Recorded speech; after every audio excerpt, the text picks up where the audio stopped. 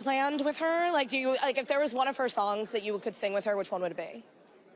Honestly, I don't think I could sing with her because it's intimidating. Yeah, it's very intimidating because she's so talented, but just to be with her. Okay, fine. What is your favorite of her songs? Even if you don't sing it with her. I like the Seven Rings album. Yeah, that album is amazing. I listen to that so much. I mean, she's an icon. You're an icon. I hope that you get a chance to meet her tonight. Hopefully, yeah. I mean, listen, we're going to let you get inside so that you can do that. Thank you so much. Thank you so much for having me. Thank you. Thank you. Thanks, everyone. Hello. Are we on? We are on, We are on, and we're back. And you got Swarovski, and I got Swarovski. Swarovski, look at this. Check out the ear. Check out everything. Beautiful. And who's the suit? This is Valentino. Get into it. Get into the tie. I'm wearing a lot of ties. Have you been to the Globes before? This is my first Globes. What was it like walking on that carpet? Was it like the Met Gala? It was. It actually was very, very fab. I was into it. Who were you looking forward to seeing in that room and meeting? I've honestly always wanted. I mean, there's Skarsgård right there. Yeah. Which Skarsgård? Sentimental value. Alexander. Tell him I said what up. What's up? I know. Okay. That's Dad. That's Poppy. But hey, Alexander, holla at me. You know what's, you know. Yeah. What's up, baby? Next acting gig. Yeah. You know you did Queer. Yeah. As we know. Mm-hmm. What's the next one for you? The next one, I'm supposed to be doing something this summer. What is it? You can tell me about it. I can't. You can. I can't. You're choosing not to. I'm choosing not to. Well, I can't wait to hear more about it. You look amazing. Thank you. Have fun in that room. You're going to have fun. Thank you so much. Look good as a blonde. Thank you. Are you having more fun? Yeah, I am having a lot more fun. Awesome. Yeah, great to see you again. I can't believe this is coming to an end. This went by so quickly, Angelina. So fast. So a reminder to everyone to get your predictions in on Polymarket before the winners are announced. And now, like I said, it's time to say goodbye, and that makes me so sad. Thank you, Angelique, for being the ultimate co-host for Variety's Golden Globes Red Carpet Pre-Show. Well, Mark, you already know this. You are the best co-host a girl could ask for. So thrilled to be doing this.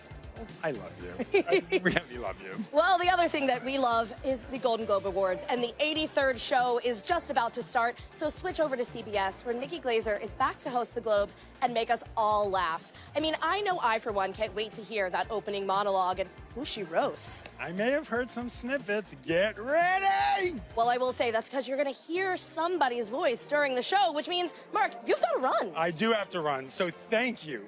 Everyone out there for watching, and good night.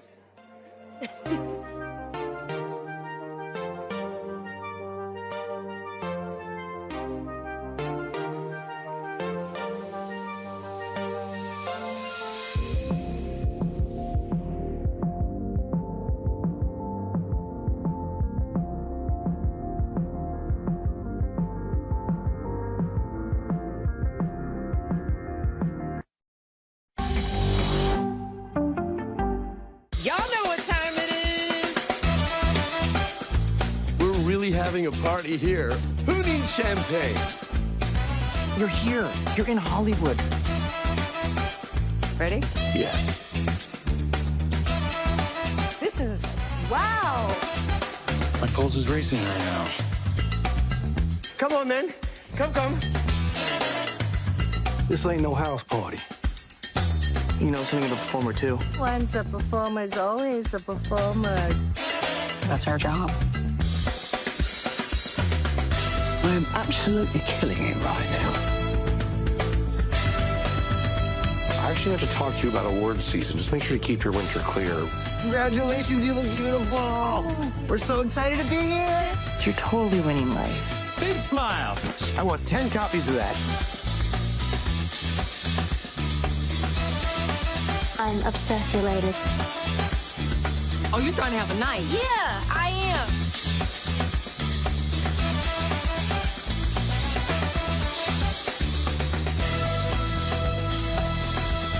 It's time. From the Beverly Hilton, it's the 83rd Golden Globes. Here's your host, Nikki Glazer.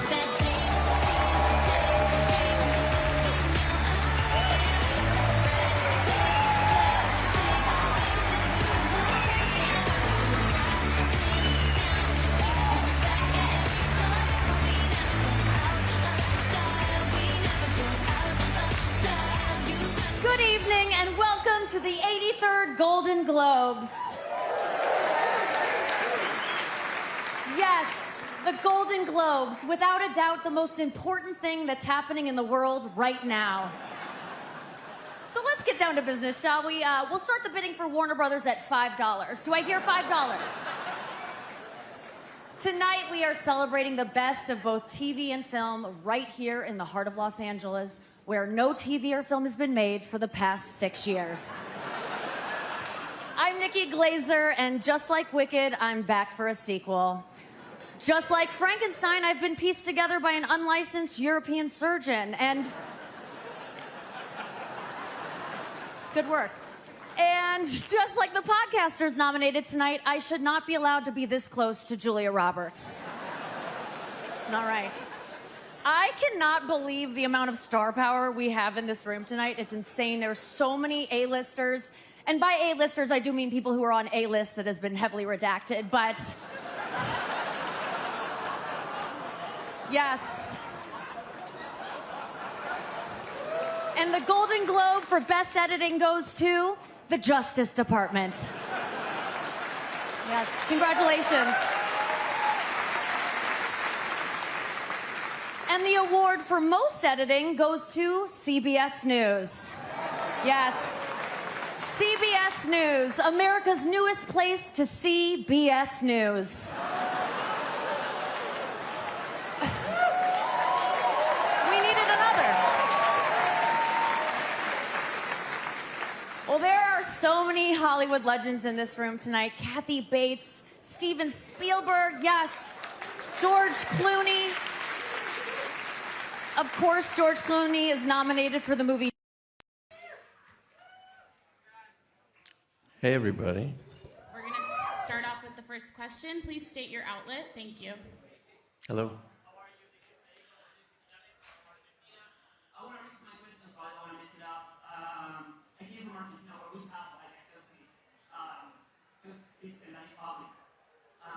I want to ask you about the importance, even though they are not always properly compensated or treated, we have a public health system.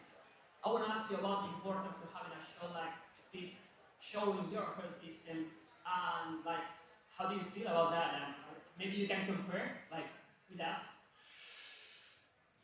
Well, this show really started coming together during the pandemic when we were looking at what was happening in healthcare in America. And soon thereafter, I called John Wells and said, I know you don't want to do ER again, and I don't either, but there might be another story to tell about what's happening in the healthcare system in America, which, as we were watching, was playing itself out to show that we have two different healthcare systems. We have one for the affluent and one for people that live in certain areas of the country and have certain color skin, and the people that were getting the sickest and the people that are getting the hurt the most were also getting some of the worst medical information given to them. So whether it was medical misinformation or boarding crisis or a nursing shortage or morale fatigue, we wanted to kind of put the spotlight back on first responders, talk about what they've been going through for the last 5-6 years.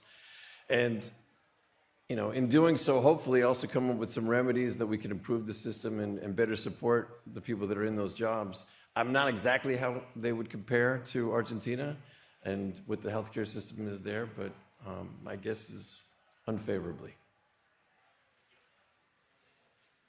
We'll take the next question with Axios. Hey, Noel, what's going on? Hi. What do you learn about the community of Pittsburgh since filming this? Say again, I'm sorry?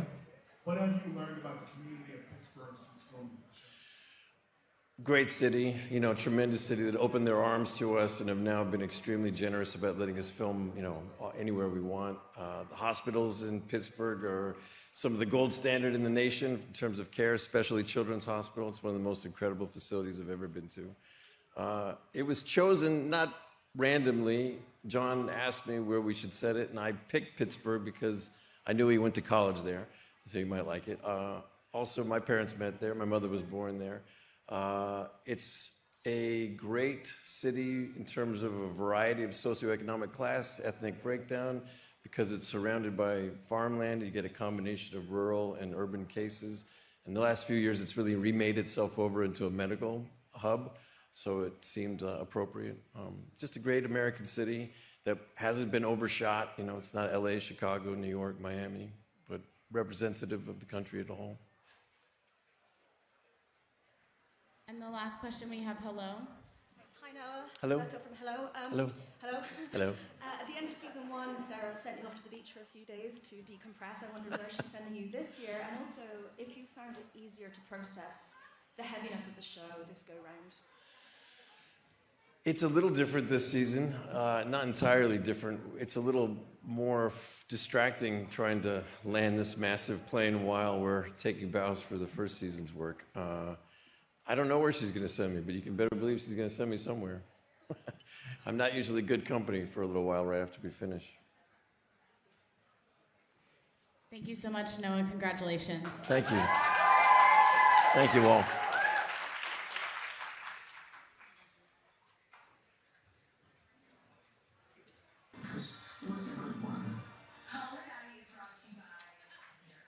Please welcome the winner of the Golden Globe Female Actor, TV Series, Musical, or Comedy, Jean Smart.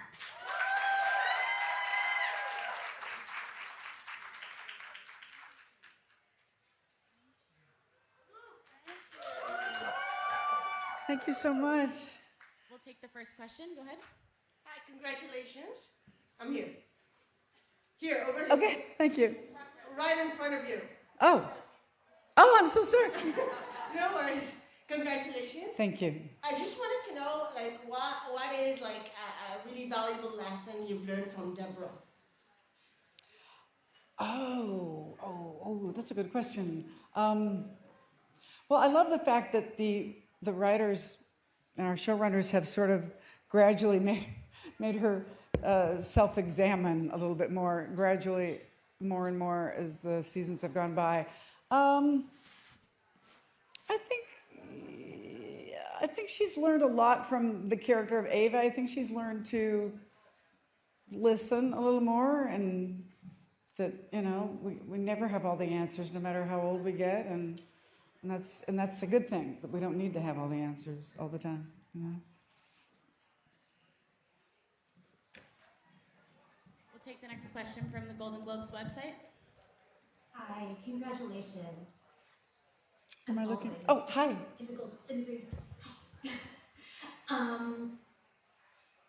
Paul's talked about this before, and other people have talked about this before, about the ageism in the industry and how a show like this really shows that people can be funny after an older age, especially women. I wanted to know if you think that anything will change anytime soon when it comes to the ageism and the sexism in the industry.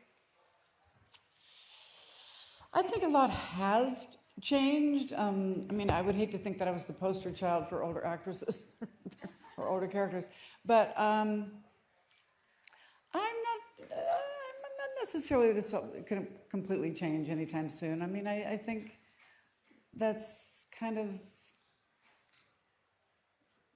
I don't know what the word is. I mean, the bottom line is we all love stuff that's like really realistic. Shows like The Pit, we like to see the nitty gritty, but at the same time, we also want fantasy, you know, so that fantasy is always going to be the same. Somebody told me years and years ago, when I first got to LA, that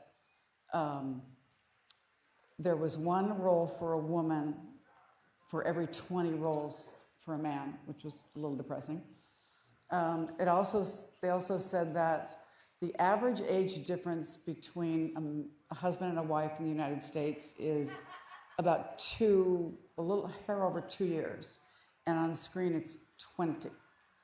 So I'm not sure we'll ever get past that fantasy part a little bit, but there's room for everything. One of the things I like about British television is they cast everybody only because they are completely right for the role. I mean, what a concept, you know. We don't really do that here. We cast people for a lot of different reasons, and then sometimes we wonder why things don't work. Well, you know, but I think it's 2 steps forward, 1 step back. I think we're doing okay. Yeah. Thank you for that question.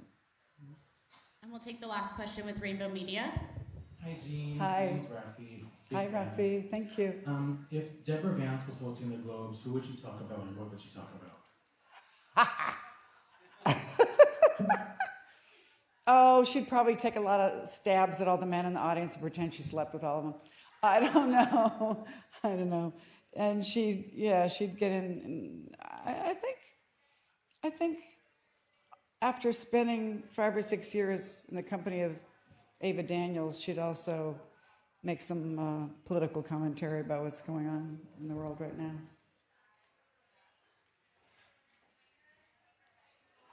Thank you so much. Thank you. Congratulations. Thank you. Thank you.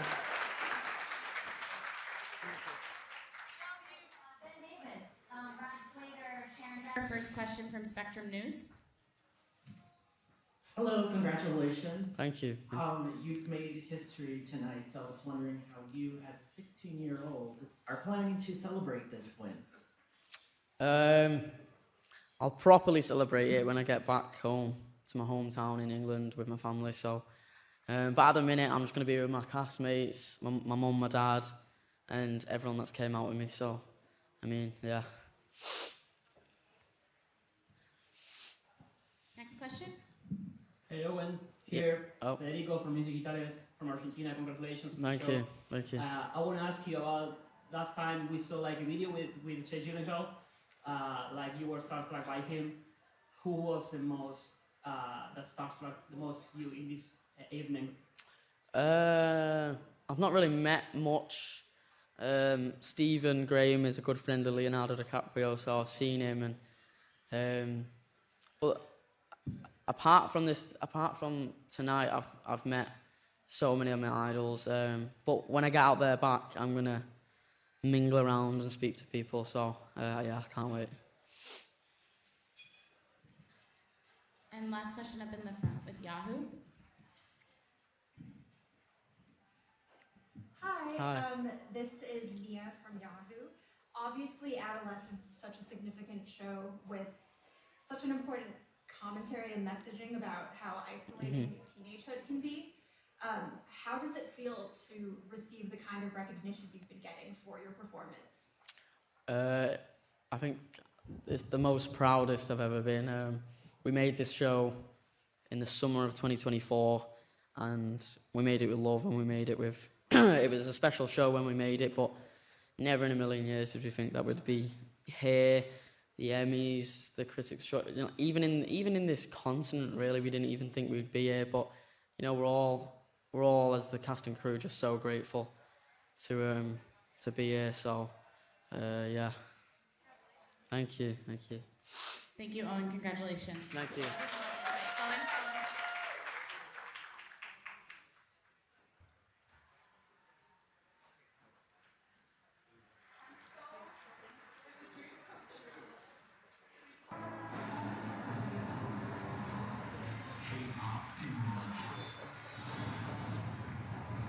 Mission Impossible: The Final Reckoning. Suits. Weapons.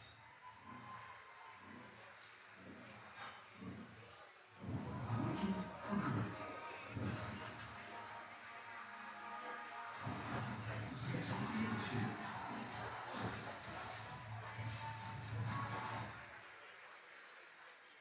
All right, and the Golden Globe goes to Sinners.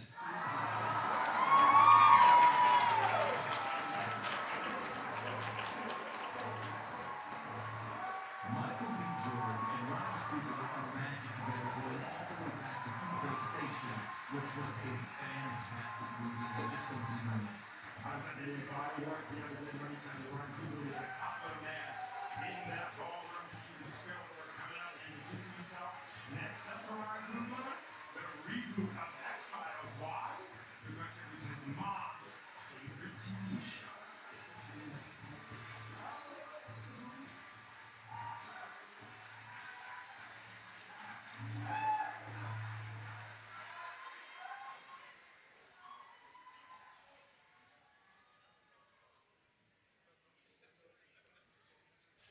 Please welcome Golden Globe winner Rose Byrne.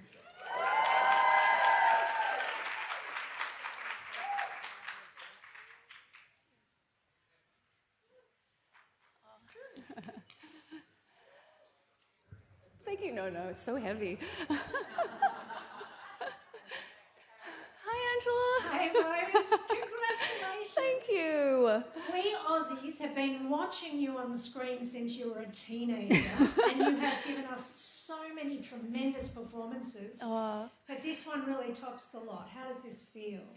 It feels entirely out of body, very surreal, and I did not expect it. So it's even a stranger, extraordinary experience. I want to thank the Golden Globes while I'm back here because they're incredible. I'm just such an honor. Thank you to them for seeing our movie and seeing the work that Mary Bronstein and I put into this movie. So thank you to the Golden Globes.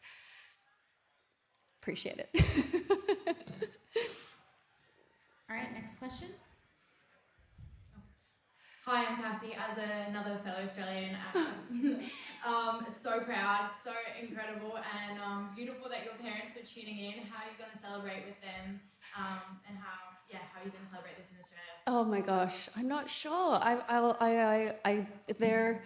We'll have to have some sort of. Well, now they have Paramount Plus, so.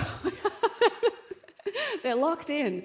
No, it's such an honor. I also want to thank my incredible co-stars, Conan O'Brien, ASAP Rocky, Danielle McDonald, Delaney Quinn, this extraordinary cast I had. It was a really tight group, and they were everything. You're only as good as who you're working with, you know, acting's reacting. So it was just, I was so spoiled with this incredible cast who I failed to thank because I was having an out-of-body experience.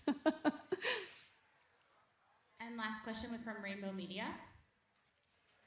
Hi, Rose. Hi, Icon. I'm not Australian. But I loved you for a long time. Like someone else said, you've been slaying the game for a while. I loved you from since Star Wars.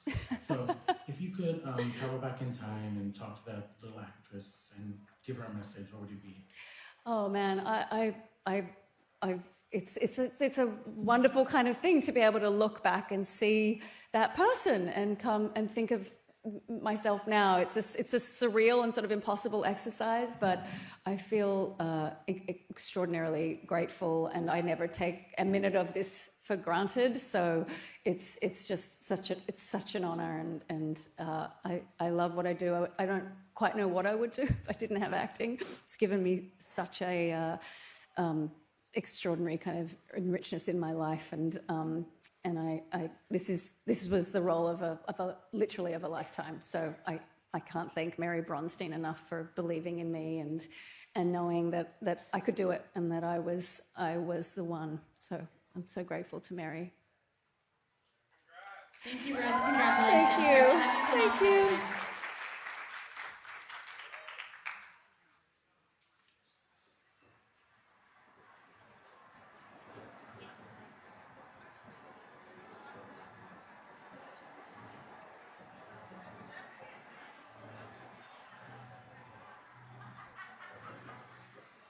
Next up, we have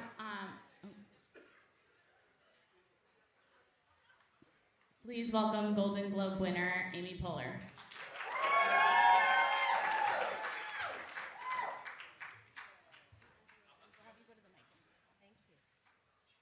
We can take 3 questions. We'll do Bustle. Hello. First, thank you. We could get a mic over there for her. Hi. 1 second, we're going to get her a mic.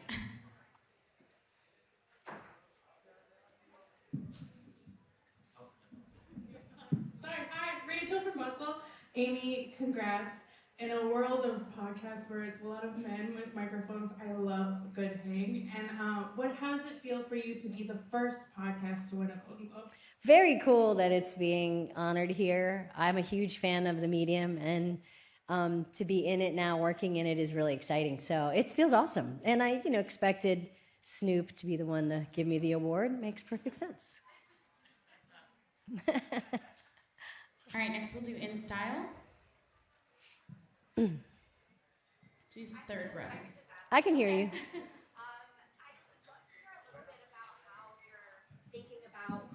What guests that you're going to have on. It's so interesting to see how the variety of people and talent and the way you connect with them. And so when you're thinking about how you choose people and what is going through your mind. Well, tomorrow we have someone who just won on our podcast. That's all I can tell you. But we really try to pick people who we think is going to be a good hang. It's just as simple as that. Who we want to talk to and who I think, the flow will work together with me, and that can be anybody. So we just launched in March, and we have so many people that we want on, and we can't wait to hopefully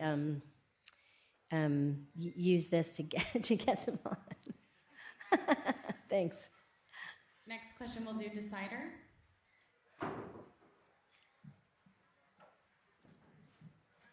Hi, Amy. Hi. I know people ask you, or you ask people all the time, what's making you laugh, making you smile? What is making you laugh when you smile in these troubling times? Wow, that's a great question. I really enjoy TikTok still, and everything I see on there. Let's see, what have I been watching lately? What was I watching the other day? What's really been making me laugh is people doing edits of comedy shows and making it look like a horror movie. It's a TikTok thing.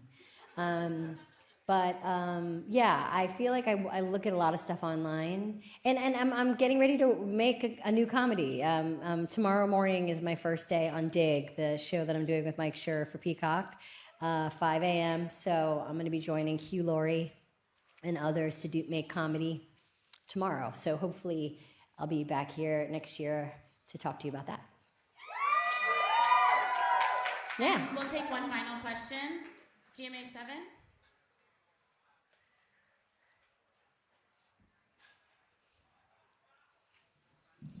Hello, Queen. I love you so much. But besides that, who would you be the most excited and hyped to find out that your podcast is having the rotation? Anybody either here tonight at the Golden Globes or wow. around the world, who would Amy Poehler just geek out finding out that? Oh, that would be cool. Yeah, I guess it would be cool to know if Meryl listened to it maybe, or I don't know if I'd like to know if Snoop does listen to it. I don't think so. We'll see. It has by far been the thing that people come up to me all the time and tell me they put it on when they're doing things. They're listening to it in their car. So honestly, I've just gotten so many people across, and that's the thing about podcasting. It's pretty international. A lot of people all around the world listen to it. So I think I would be pretty psyched if I heard someone from a very far away country relate to it and listen to it. But Meryl too.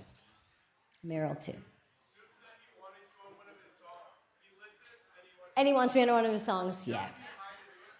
Thank you so much, Amy. Thanks, everybody.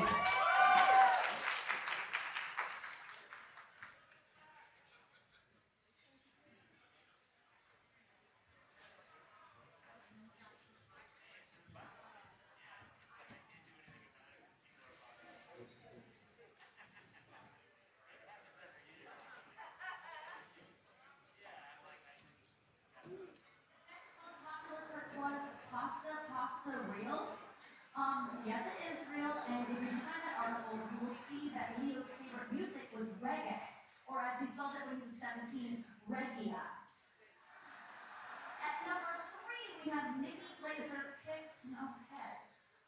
Guys, that's really weird. Just go to my website, okay? That's right. And last but not least, we have What Did Snoop Dogg Say? Okay. That makes sense. We're on live TV. They must have leaked it at home for you. So I got your back. I'll tell you. Snoop Dogg said, "I'm highly aroused by Fran Drescher's voice." Here to present the award for Best Director of a Motion Picture, the co-director of the upcoming documentary Mel Brooks, The 99-Year-Old Man, and my Pilates instructor, please welcome Judd Apatow.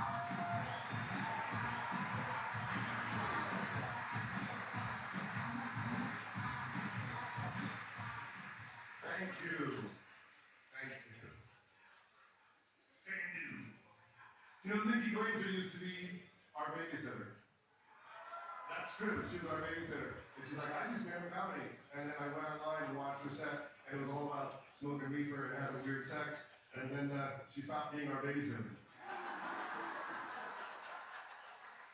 It's a very emotional night for me. There's so many friends here. Rose Byrne, and Sandler, and Melissa, and Seth left, but Evan's here. It's very exciting. I remember when Seth, I met him when he was 16 years old, and he said to me, one day I will win a Golden Globe and crush Martin Short and run Canada alone. Please welcome Golden Globe winner Stephen Graham.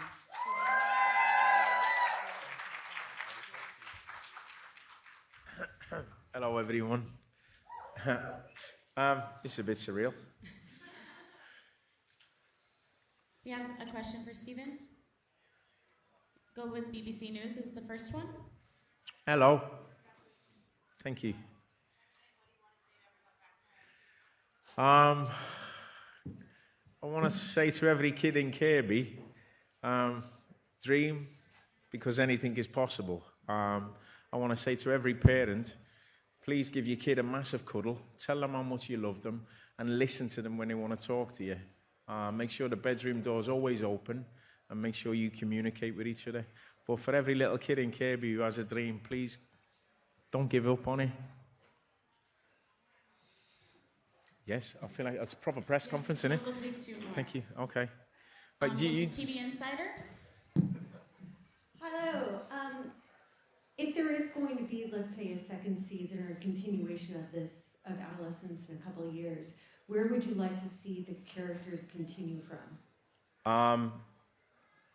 I cannot answer that question because it's somewhere in the deep recesses of my mind and Jack's mind, and we'll pull it out in about 3 or 4 years. So yeah, stay tuned. And we'll take the last question from the New York Post.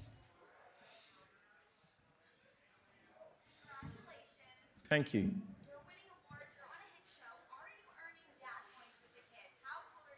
Massive. Our Grace stayed awake, bless her. I told her to get to bed, and she was like, Dad, I can't, I'm too excited. Right, this one I've got to tell the kids, and if you don't mind, I'd like to tell you all what happened today. I met Snoop Dogg. I forgot to say it on there, and he shook my hand, and he looked me right in the eyes. I couldn't see his eyes because he had his glasses on. And he just said, you a motherfucking gangster. My life is complete. Thank you. Congratulations.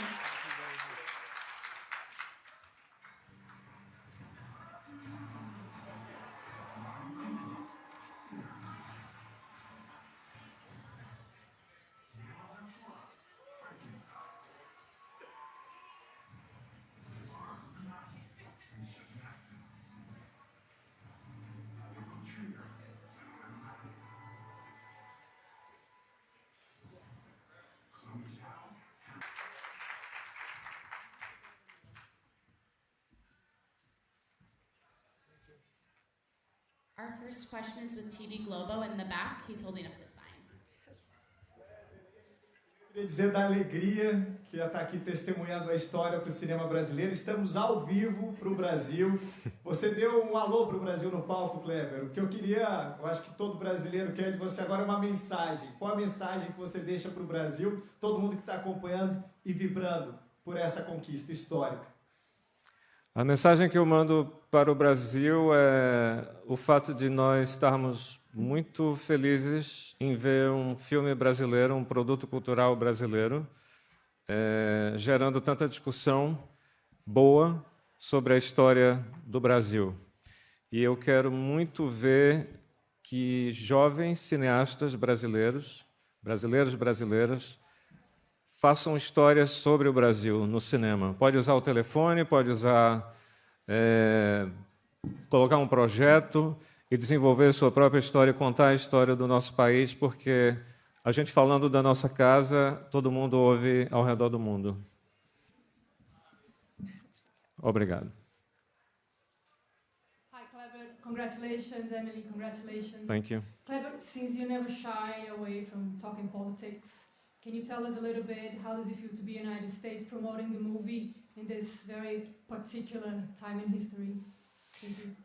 Thank you very much for your question. About 10 years ago, Brazil took a very sharp turn to the right, and that time is now gone. The former president is now in jail. He was epically irresponsible in terms of not leading the country. And I really think that cinema can be a way of expressing some grievances that we all have in terms of the society we live in. I would particularly address young US filmmakers, and I know many. I'm still a film programmer. I get to see a lot of work coming from the US. I think there is a lot of technology to express yourself, and I think this is a very good time to express yourself. And I think young filmmakers in the US have a lot to say about what happens in this society. This is what I want to see from US filmmakers. Thank you very much. We'll take one last question from O Globo. We could get her a mic. Thank you.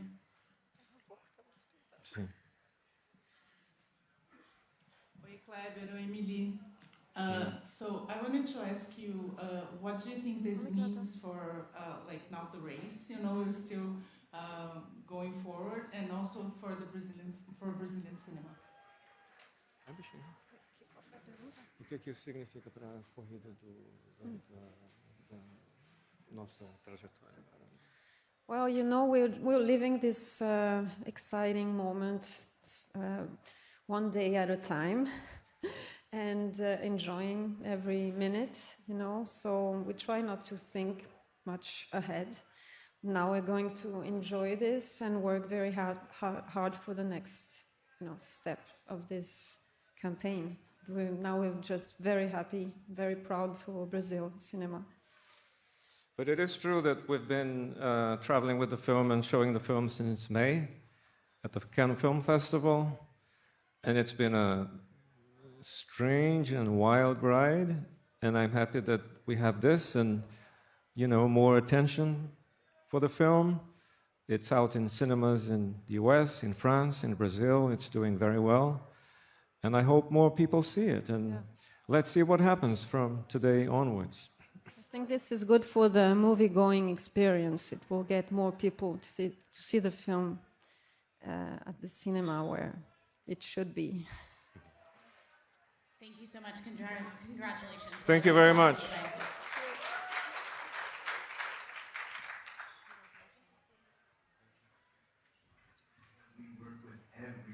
Weekly and New York Post. So those two, and then I'm so sorry, I can't. Can you say the name of your outlet out loud? Norwegian Broadcasting, is that one? Okay, yeah, we'll do those three.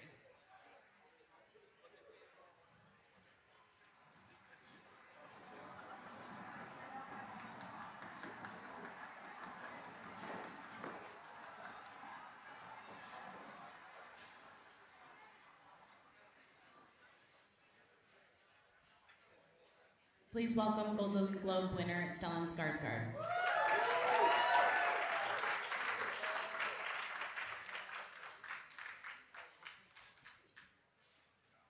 Thank you. Okay, we'll start off with the first question. Hi, congratulations. I'm Alexandra with the New York Post. This movie was all about complicated family dynamics, but I love that in real life, your family has just taken Hollywood by storm. What is the best piece of advice you've given your kids who are following in your footsteps? Be decent. Good advice. That's all. Thank you. Nope, I have one. Hi, I'm Whitney with Us Weekly. I'd be remiss if I did not ask about Mamma Mia 3 because everyone wants to know, do you think there's any way that Meryl Streep's character can be brought back from the dead, and if so, how? She can be brought back from the dead. Everybody can be brought back from the dead in the movies. And the movies is fantastic. So, but I don't know, it's, a lot of people are working on it. to bring her back. But she's not dead, you know. Meryl Streep is not dead. We'll take 2 more Norwegian broadcasting next. Gratulerer, Stellan. Congratulations, Stellan Skarsgård. You're a Swede. What's it like having a Norwegian production team bring you your 2nd Golden Globe? And do they need a Swede to make this film a success? I don't think so, but I'm very grateful that they think they need one.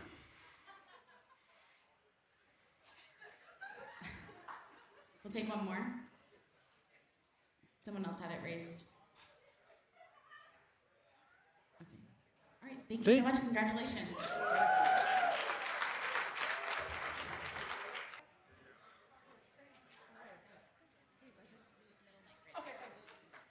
We're going to have the first question from Variety. Hi. Ray. Hey! Hey! How are you? Congratulations. Thank you very much. I want to learn more about Kookaroo and your experience there. And also, can Carol have the hive mind maybe recreate Kookaroo for this generation? Don't you miss Kookaroo? Many I loved Kookaroo. I loved it. So yeah, I was between jobs and I was pretty down in the dumps, and Queen Latifah was there and she was so nice. I meant that. It was just super exciting to see her. So you and Vince, I'm sure, have even locked eyes tonight, like this ride now that you're on, this new ride, and the expectations going into season 2, the hopes on when we're going to see another season. What's the latest that you can tell us? Way above my pay grade on most of those questions. They are in the writer's room. Oops, sorry. I have no idea when we're going back. I know he wants us to go as soon as possible. Vince is not playing any kind of game to like make people wait for this, but he wants to craft the show that he wants to craft, that with all the care for his fans and the people following this story that he can. So we'll get back as fast as we can. I promise you that. And do you have a favorite crazy fan theory that you've heard now that the season is over and people have seen it? No, because I'm not reading them because I'm too thin-skinned to get on these sites and read what people are saying. But so I don't actually know them. It's been funny, like listening to people, and then also sometimes it's been very touching.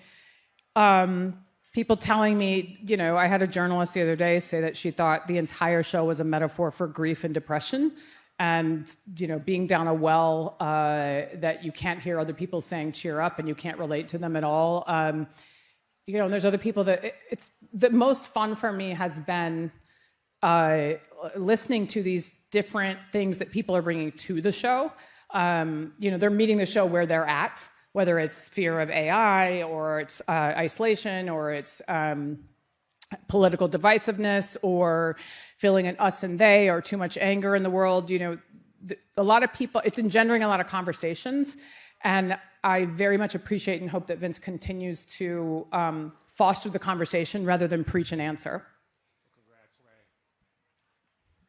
Next, we have Spectrum. Hola, hello, down here. Hi, where? Right here. Hey. Hi. Congratulations. Thank you so much for that. I was wondering, in doing the show, has it made you embrace and value your individuality and free choice more, or do you think we would be better off if we were all the same and happy? I'm definitely team anti-hive mind. Just for starters, to me, the idea that we could never be surprised by each other's creations anymore, be it art or even just your friend saying a witty comment that you weren't expecting, you would never be surprised again if we all shared the same brain and we were all equally good at everything. That being said, I'm aware that's coming from a place of, privilege. Like, of course, there's things I consider when I'm like, yeah, but what about no world hunger? Although, if you've seen the whole show, they are having some hunger problems. I'd love no wars. I'd love peace. I told somebody the other day, I think the best version would be if we're allowed to do week on, week off. I'm a step parent and I'm week on, week off with my kids. And so I think if you could do week on, week off with hive mind, everybody's peaceful, everybody's nice, shares a brain, and then the next week we're like normal, but you cumulatively get to learn from the last week, that would be the best. We have one more question from Rainbow Media. Hi. Hi, Rihanna. Nice to meet you. Hi, nice to meet you. Thanks. 20, 30 years ago, a queer character like yours, Carol, can only be queer, that's it. But nowadays, she can be complex, layered, nuanced. So how does it feel to be able to play a character like that? And then get recognized by it for the Golden Globes or big platform like that? It's amazing. It's important to me to honor getting the chance to play anybody from the LGBTQ community. But I have to say that I really love, and I played many of them in theater, in my theater days in DC and New York. I love that is not the remarkable thing about her. It is part of who she is as a human being, and her relationship with her wife that she's lost is given so much weight because it is a partnership of love, and it has nothing to do. Vince is not trying to make a political statement. He's actually just trying to say something about being human and what real love is. And so it makes me very proud that it just happens to be a queer woman. Thank you, Ray. Congratulations. We'll have you come out. Thanks. Thank you.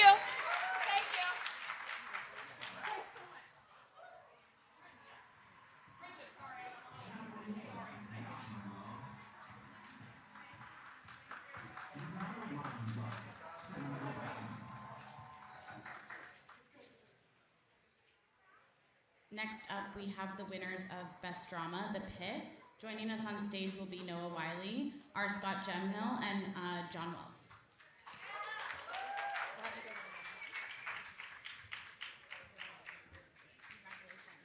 I already talked a lot, so you can talk now. We're going to start off with The Inquirer. The Inquirer.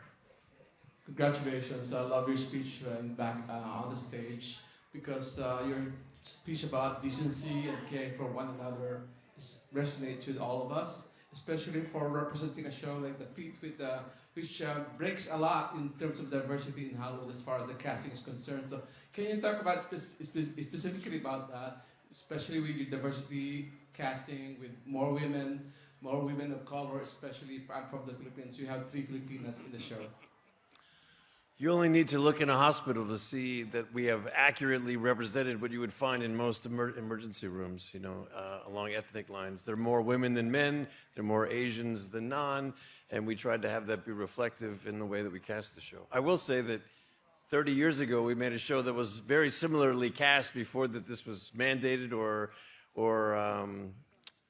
expected. And it was one of the most popular shows in the world and ran forever. And I'm not sure why we got away from a model that works, but it's lovely to be back to it.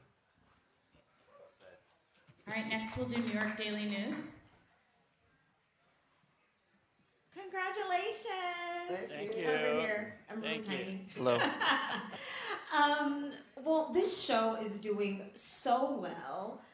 It has so much success. How do you hope that the success of the show impacts the healthcare industry?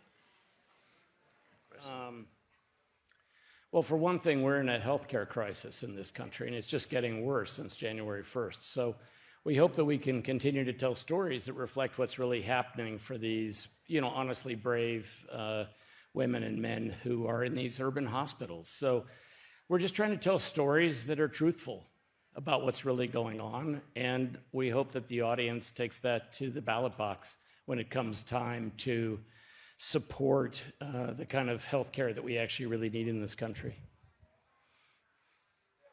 We can take one last question. Screen Rant.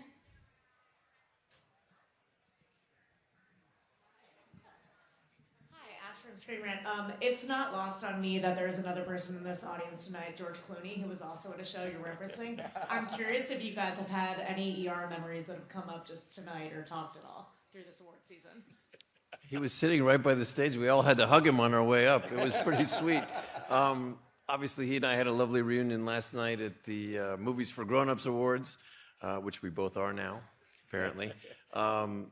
Yeah, this show has brought up a lot of old memories. There's a lot of connective tissue involved with it. Obviously, we're interested in honoring the exact same community that we honored the first time around. It's been really lovely hearing from my old compatriots who are all very pleased for us in this endeavor. I heard from Gloria Rubin today. It was really sweet. Oh, wow. Oh, wow. That's great. Congratulations. Thank you so much. We'll have you come off this way. We go this way, right? That's because they want this back. I don't listen. No, listen very well.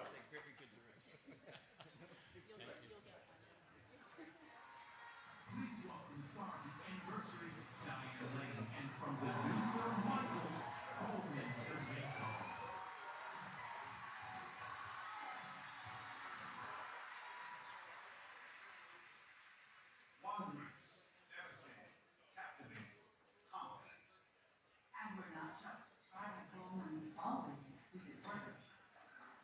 bottom mind if that's where your mind went.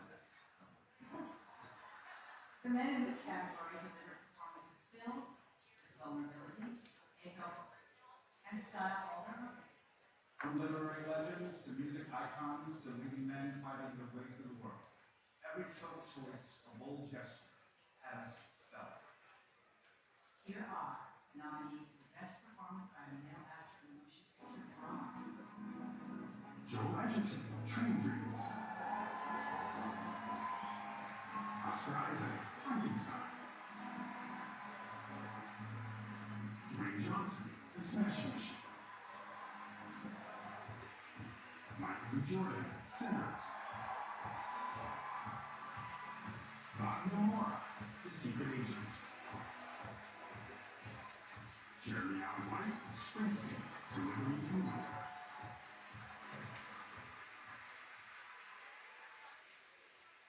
And the Golden Globe goes to Bobby Moore.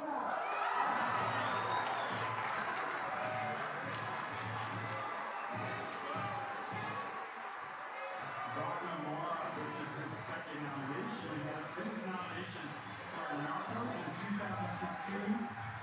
Performance was absolutely incredible. Secret Agent also incredible. It's also makes him first. Next up, we have the winners of Best Song Golden, K-pop Demon Hunters. We'll start with GMA7, Yahoo, and then we'll take one more. Collider.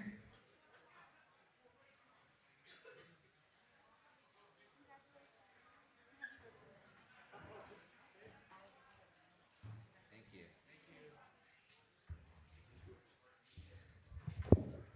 Oh, can you make it higher? Oh, that is good.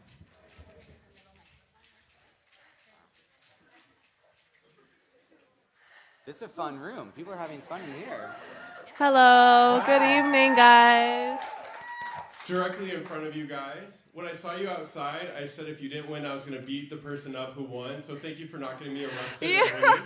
Love it. Thank you. I just want to talk about your speech. I mean, you talked about every rejection being redirection. You talked about, you're just so emotional. Tell me what winning tonight healed in you. This seemed like such an important moment for you, as well as for the rest of the crew and cast. What did tonight mean to you all? Well, definitely meant, I think it just like, it's for a long time, as a kid I was working for 10 years and then 20 years of, like another 10 years of writing. So it's just a long period, but like, I always felt like hard work didn't pay off for the longest time.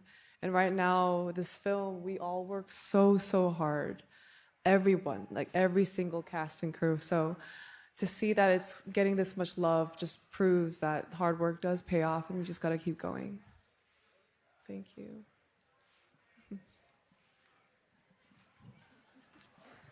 Next question from Yahoo. Hi, my name is Nian from Yahoo. Obviously, K-pop Demon Hunters has just been such a big phenomenon, and it's broke so many barriers in addition, especially for Asian American women and storytelling. I remember I saw you guys perform together for the first time, and I started crying. I was really? This is so moving for me. Is there anything you guys would want to say to the young Asian American girls out there that are your fans that are especially moved by seeing you guys get the recognition you deserve? I feel like you have something good. Well, one is we see you guys. We're here. And I would say just keep being your full self. Mhm. Don't feel like you need to fit into any sort of box of who the world has told us that we need to be. This movie is such a beautiful depiction of so many diverse women who come from the same culture and how their differences make them stronger. So I would say that find your tribe and focus on your selfhood, Just be yourself unapologetically, no matter what the world tries to do or restrict you or put you in whatever box, whatever label. You can break free from that and you can make the rules. being Asian woman is a superpower. Mm. Hello, Perry from Collider here.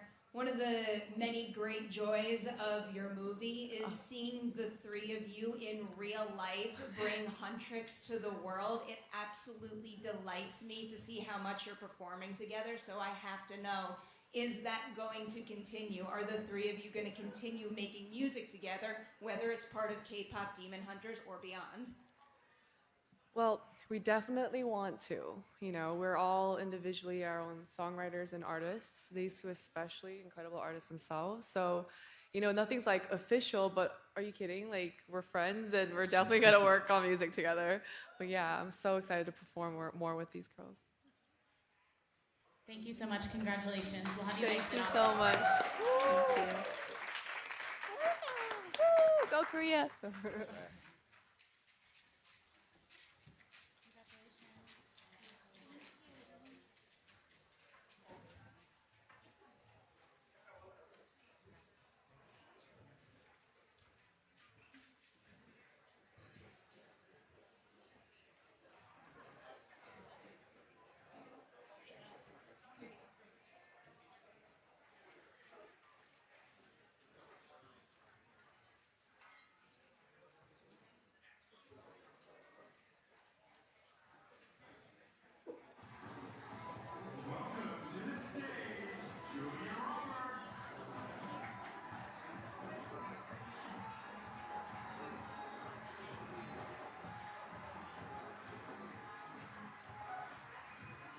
Okay, in a few minutes, we will have the winner of Best Comedy Series, The Studio, and the Male Actor TV Series Musical or Comedy winner, Seth Rogen.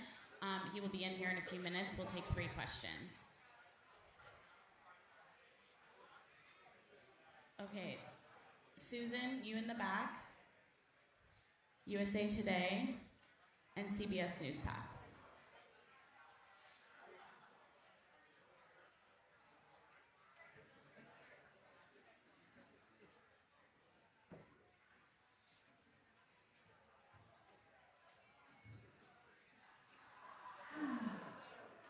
What a great night. What a beautiful night to be an artist. This is 2026. We're going straight to the top on this. I am here to present the Best Motion Picture Musical or Comedy. And the nominees in this category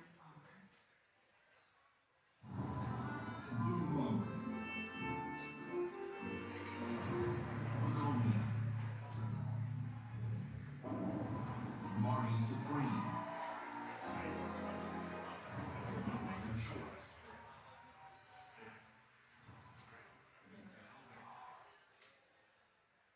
Please welcome to the stage the winners of Best Comedy Series, The Studio, as well as Male Actor TV Series, Musical or Comedy, Seth Rogen.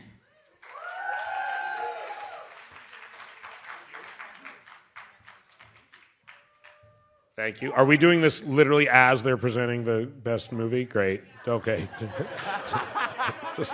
It's okay. I'm used to it. This is how it should be. In whatever room we're in, we should be the at least second important thing happening. Let us know who wins. We can't see the screens. Hey, Seth. Yes. Over here. For Hi. season 2, do you plan to get into like what's really happening in Hollywood? Like, for example, the boycott of Israeli filmmakers? Maybe.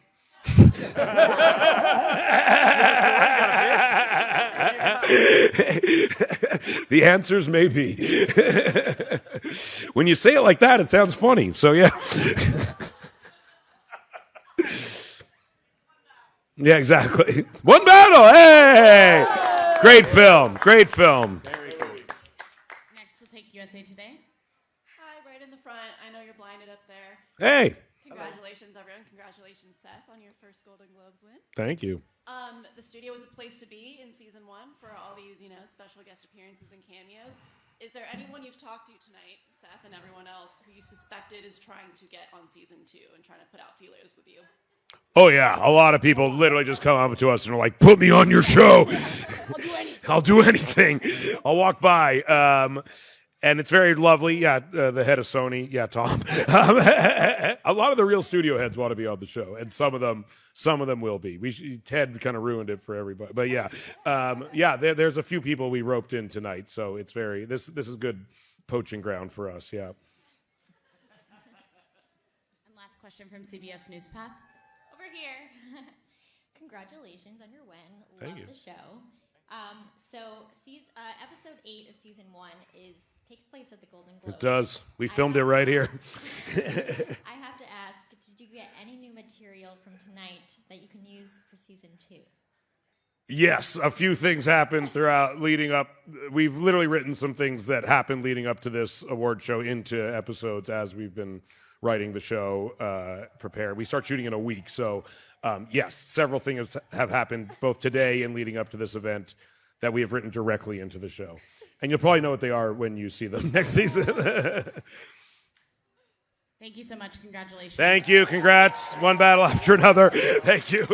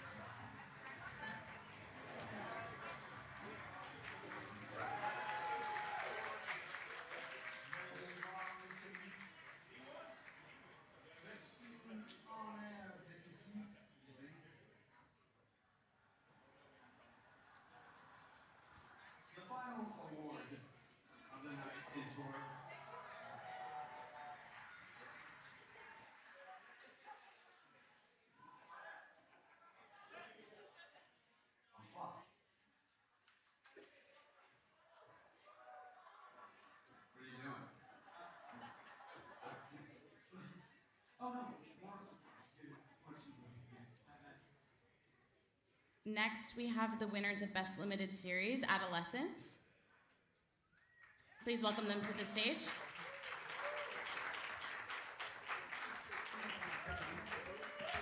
Also with us, we have Best Female Supporting Actor, Erin Doherty from Adolescents.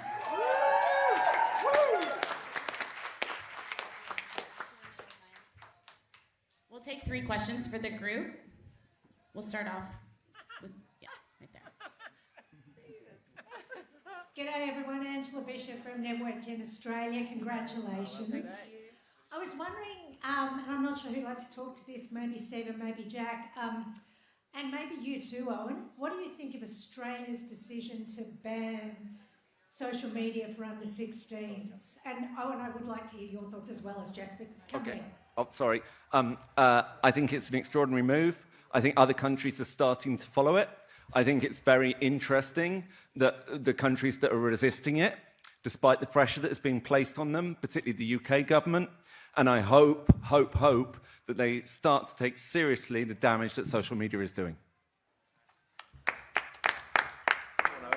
We'll take one question from... I don't really have an opinion on that, to be fair. No, sorry. Take 2 more, one from New York Post. Please keep them up if you're asking a question so we can call on you next. Thank you.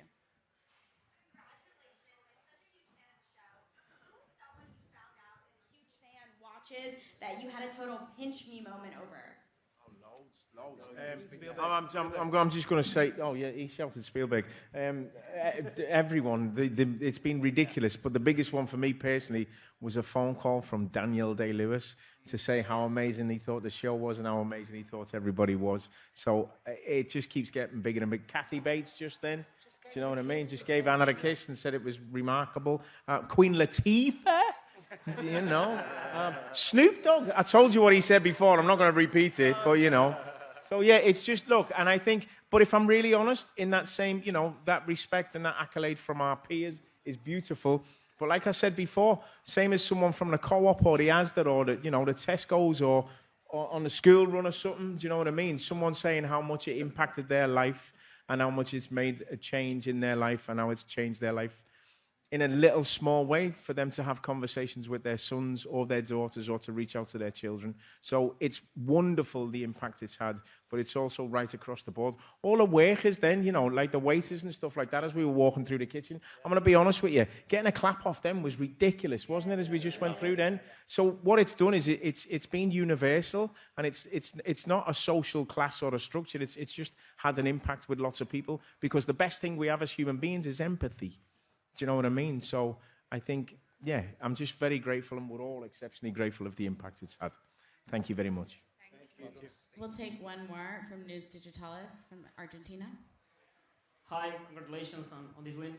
I know that you said that maybe social media are bad for children or for kids or for teenagers, but I think it's difficult for teenagers to escape them, or like, so how could you think of a way of like coping with this thing that is real, that teenagers are using social media, besides some countries banning them under 16?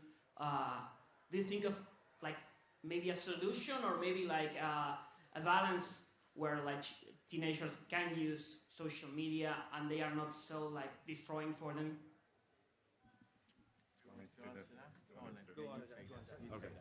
I'll take this one because it's a bit difficult. I love the way that this goes up so high. I think it's a responsibility for all of us.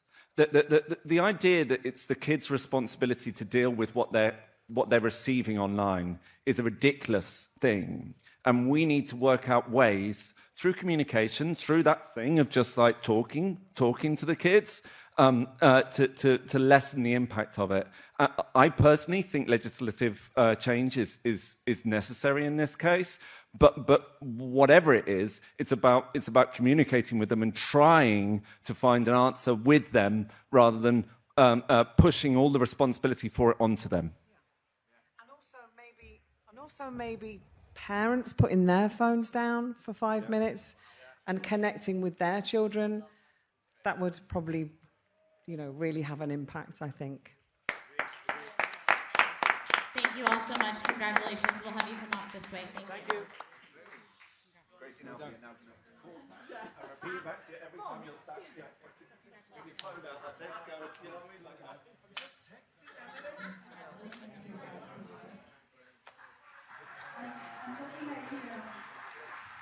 Hi.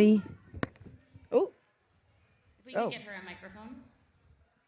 It said, do not touch, and what I do? Touch it. Sorry. Hi, everybody. How y'all doing? We have People Magazine right here for the first question. Hi, Taryn. I'm right here, right in front of you. Oh, hi. Hi. Congratulations. Thank you. So, obviously, we saw your reaction when you won this award, and Oh, my God. you were overwhelmed with emotion. Yes. And so, I wanted to ask, what about this win felt most personal to you? All of it. I've been doing this since I was 15 years old, and what this was for me was God reminding me that the wait is not punishment, it's preparation for what's already written. So my name being written on that card and engraved in this is just mind-blowing. It was just for all, oh my God. I'm still gagging right now. I'm just like, oh my God. I'm so happy. I'm filled with so much gratitude. So I don't take any of this for granted. I don't take any of it lightly at all. We'll do 2 more questions, one for Black in America and the second for New York Daily News. Good evening, Tiana. Taylor, how are you? Congratulations once again. Hey, what's going on, my Harlem sister? We're so excited for you. Thank you. So, really quickly, in this current political climate, how can you encourage your fellow creatives to stay the course and remain optimistic, knowing that their creativity, that their craft will come to fruition for whatever dream they have inside their heart? Honestly, you already saying it. We got to keep going, keep pushing up, standing 10 toes down on what we believe in, and understanding that our voice is powerful, and we need to make sure we're using that. Thank you. Good to see you again, girl. New York Daily News. Hi. Wait. Okay, right there. Oh, right over here. Sorry, I ain't got my glasses. No, I don't either. That's the thing. Congratulations. Thank you. So when you think about the trajectory of your career, you said that it was preparation. How would you say that everything that you've been through, the good, the bad, the ups and the downs, helped you to receive this moment? Honestly, I think if everything would have happened my way on my time, I don't even know if I would be standing up here. You know, I think, you know, trusting God's timing and him saying, okay, hold on, I understand this is when you want it, but this is what I got planned for you. And, you know, he has something bigger planned for me. And I'm so happy that I stayed patient. I'm so happy that I stayed grounded. And again, I'm filled with so much gratitude, and I don't take this for granted, and I'm just like in awe. Like I'm just so grateful to be here and even just be a part of the conversation, win or lose. Being a part of the conversation, being in these rooms, being celebrated and being acknowledged means the world to me. We're going to take one last question from the Associated Press. Hi. Okay, I see you. You in the right. I know you talked about, softness isn't a liability. What did you have to unlearn when it came to portraying this role, I guess, in your performance? That's a good question. I think in this performance, I even though technically Perfidia had her shit with her, I learned that it's okay to be selfish. You know, I feel like Black women, we don't get to do that because we're showing up for everybody and we never get the chance to show up for ourselves. So, you know, Perfidia being selfish and putting herself first was something that that I learned while filming that. I'm very, very grateful for that. Thank you. Thank you so much. Thank you.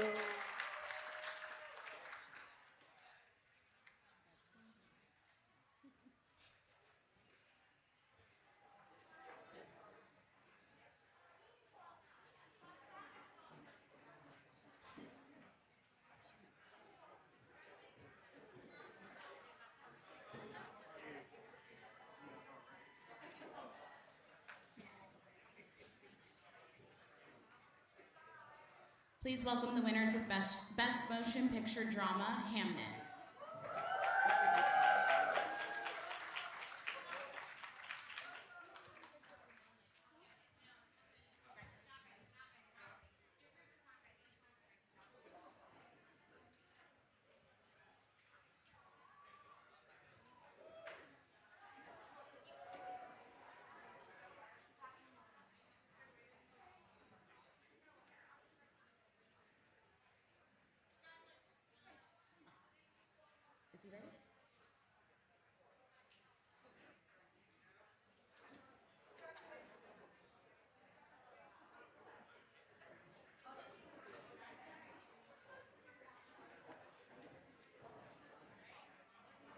Okay, please welcome male actor, motion picture drama, Wagner Moura for The Secret Agent.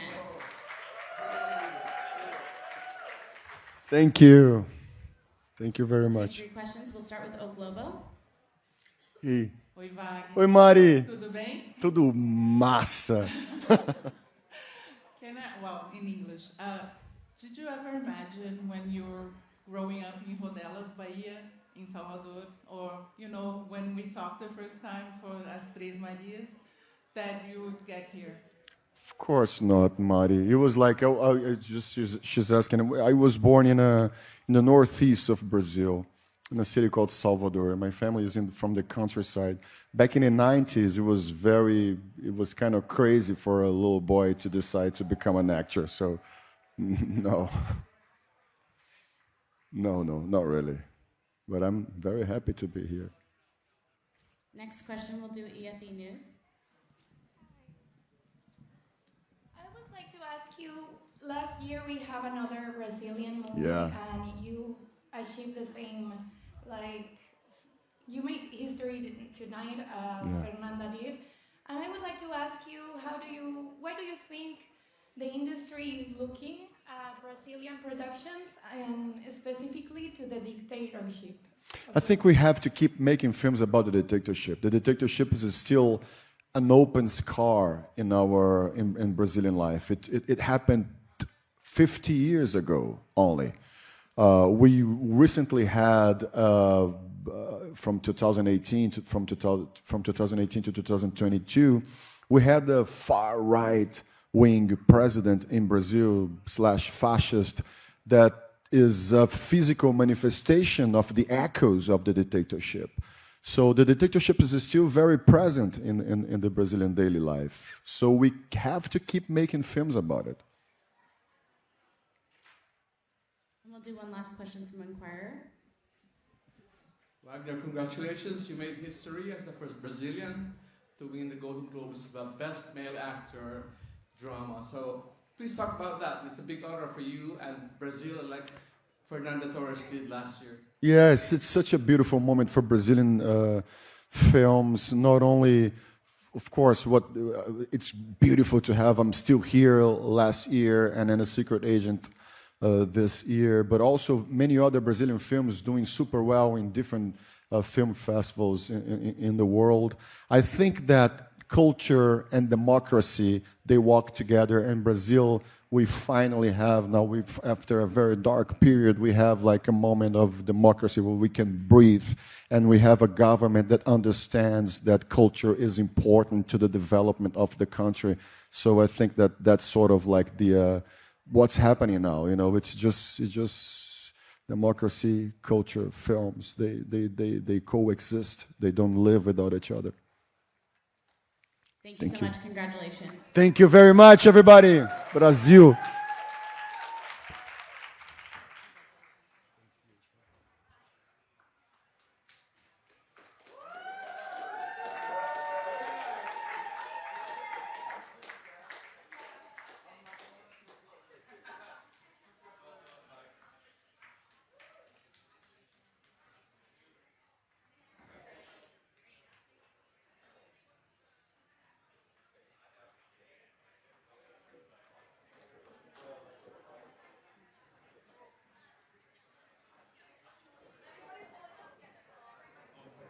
Please welcome the winners of Best Motion Picture Drama, Hamnet.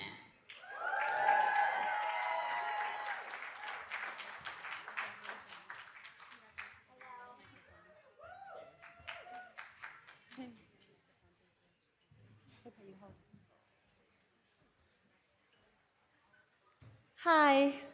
Thank you for working so hard all night. We appreciate you. Well, okay, what's up? Okay, we'll do the first question from Decider.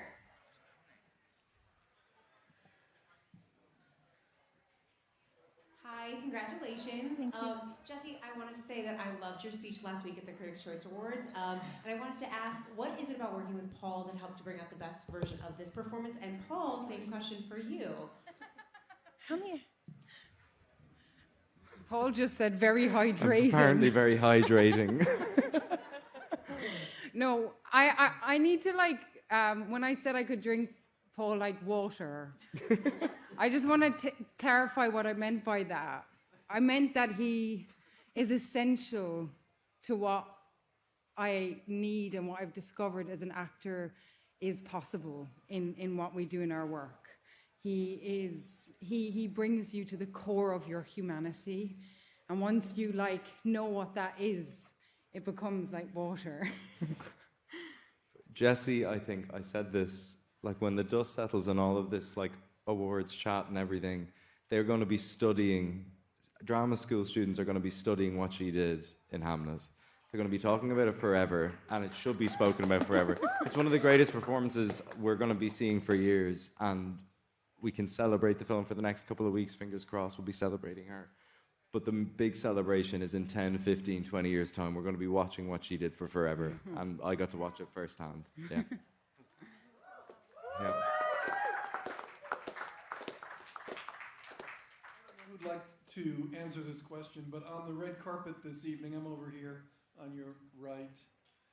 Pippa, the producer, told me that it was a joy to work with such a cast that had no ego, and that there was joy and there was excitement and there was love basically surrounding this production. Would someone speak to the love that was behind the scenes? Me? Yeah. Go. No. Come on, come here. We'll do it together. Yeah, we'll do it together.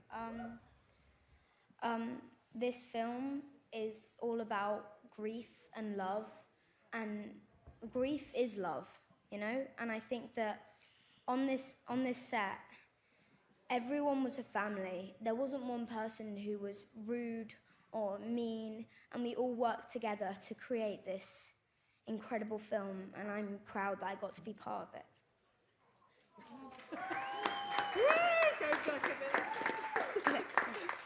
Well, I just want to give a shout out to our producers because, you know, their work sometimes is invisible, but in order to have a container that's safe, that our actors can do their work and me and our HODs and everyone can do their work, there are these tirelessly caring and dedicated producers who are constantly providing that container. So the love is strong and deep when it's safe. So thank you. We'll take one last question. Hi, this is Albais from Spain. I'm here, right down. Congratulations for these awards. As Jessie said, you have worked with a lot of people from different places. Irish actors, a Chinese director, a Polish crew. Why do you think this movie matters so much to so many different people around the world? Maybe is that you are a family, as you were saying. Why does it touches us so much? Wherever we come from, it doesn't matter. Why is this so powerful? Congratulations. Thank you. Well, I think there's a part of us that yearns for connection, for relationships, for community, and that part of us isn't always encouraged because it's not the most productive part of us, and yet that is the force that binds. That is the creative energy that fosters growth and enhances everything and draws everything together. And I think we try to create from that place and that vulnerability and the communal experience, both on screen and off screen. I think it's moving people because we know that we can't do this alone. Thank you so much. Congratulations. Thank you. Yeah, that was brilliant.